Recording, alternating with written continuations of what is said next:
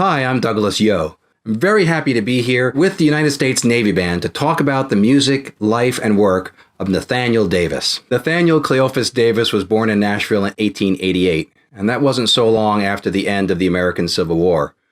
As we think about musical life for an African-American performer in the late 19th and early 20th century in the South, we have to keep in mind that the Jim Crow era affected everything.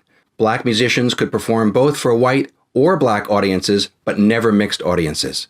Minstrel shows and minstrelsy, blackface was a big part of that.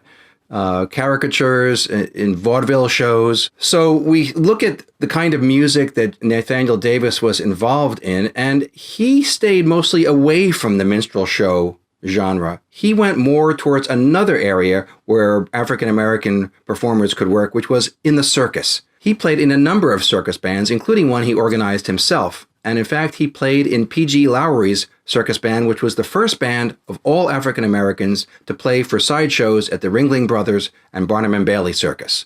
He also taught music in his own conservatory of music that he founded with his two brothers and in other schools such as Fisk University. We are aware of a number of different pieces that Davis wrote, but the core of the music that we have are several pieces that he wrote for band. 5 of them are written in a particular style that we call Trombone Jazzes. Now, this has nothing to do with jazz as we know it today. The word jazzes was a word that was used to describe the trombone glissando, the sort of smeary kind of playing that every 9-year-old child that picks up a trombone does the very first thing when it's in his or her hand. It was a big part of ragtime instrumental music, and the trombone was at the center of it.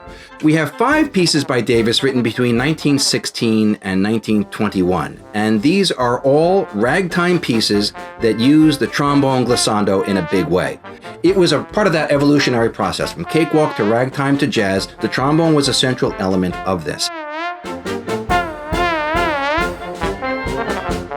Here we have the music of Nathaniel Davis, a composer who lived 100 years ago, who for many, many decades was completely forgotten by musicians and culture at large. What a joy it has been to watch conductors and bands and soloists around the country, even around the world, embrace this music of an African-American trombonist, composer, bandleader, World War I Army veteran, publisher, and a man who wrote music for the joy that you or I could gain from it.